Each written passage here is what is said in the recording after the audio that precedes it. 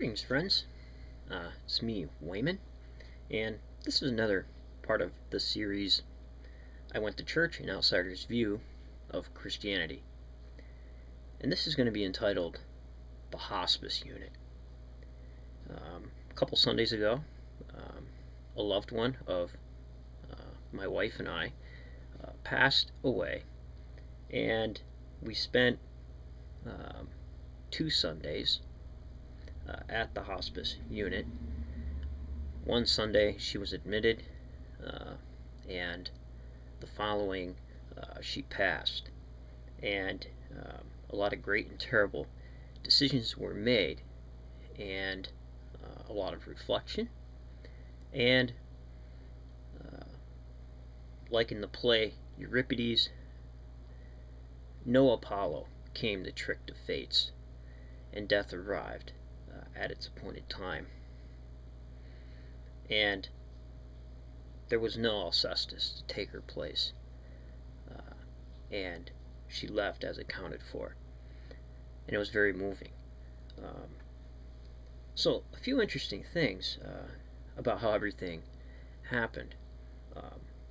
I think a lot of times it was interesting to see how everybody came to terms in their own way, mourned in their own way, and as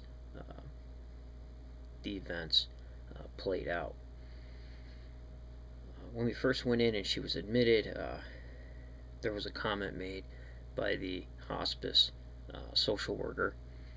God takes care of everybody, and I said the question, or statement, well, if that was the case, there would be no need for hospice social workers. I don't think she liked that very much. But what I did see there was how religion was a great comfort to the sick and dying, definitely. And even though I'm agnostic, I always thought religion can be used as a tool for this way. And atheists and agnostics, don't be afraid to pick up a religious text and read it to comfort the dying. We had to schedule a priest because the person was very devout Catholic. It was kind of humorous. We tried to get one earlier, but it was Columbus Day, so apparently nobody was in because God took a holiday. Eventually they showed up, and all that was scheduled by the hospice unit minister, who was an old Presbyterian minister, and he called the Catholic priest because he wanted that to be done, and the family did. So me and him, we put that together, and it was a great comfort for the person. And I believed while I was there, and knowing the importance of rituals, that was a very important ritual that needed to be done to place that person at that time with that event as a marker. So it was very trying, but the most important thing that we ever did was to hold her hand until she passed and made sure that we were there with her.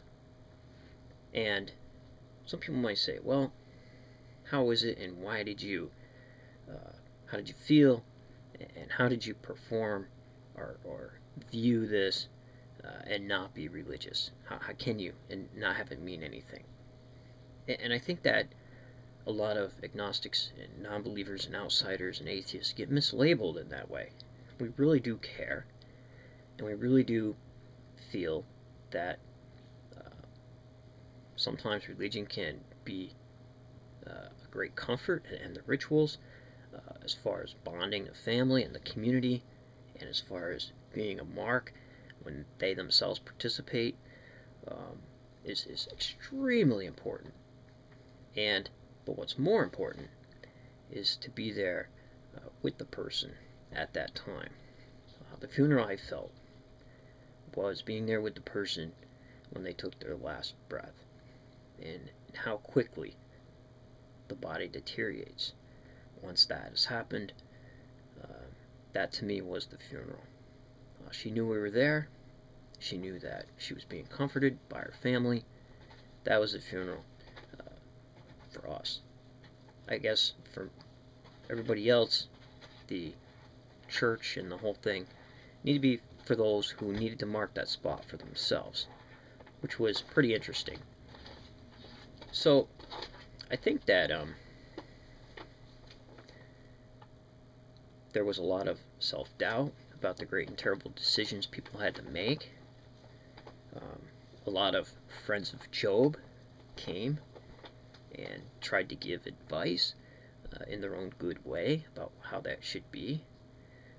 And a lot of people mourned and viewed the situation as maybe not being taken care of as correctly. But in the end, I think everyone did the best they could in the most honorable fashion. So that whole process was pretty amazing. So now the family is just doing the easy stuff. Some might think it's hard, but seeing the death was the hardest part. Handling of the estate and all those things was the easiest part. And is currently, we spend our days there helping out far easier than actually seeing the death of a loved one. Also the funeral, very conservative Catholic funeral. A lot of the symbolism and rituals involved the family. Very beautiful. Everybody got to participate in some way. And I think that's how ritual and religion is supposed to function. Whether I believe it or not, that's how it's supposed to function. And I got in some pretty good conversations with some of the more conservative people there with the family, discussions around death, what I thought about it, and there's nothing more that I like doing, as you know, than talking about religion and philosophy. So we had some really good conversations, and I was able to read the closing text there in the hospice ward after our loved one passed. I was honored to do that, and it was very moving. So that's where I spent my Sunday, and I think ministers and people in churches who attend churches, it would do you good to visit a hospice unit. Death is at every door, and as soon as one leaves, another one comes. And I mentioned to the workers there quite a few times that I seen them all as heroes, and the work that they do has to be done by people who are geared towards that profession, definitely. I can't imagine seeing death every day at my job. But down at St. Clair's in New Jersey, Dover, New Jersey, they did an excellent job. And so, until next time, friends, be well, and if the fates allow, if everybody's thinking alike, then somebody isn't thinking.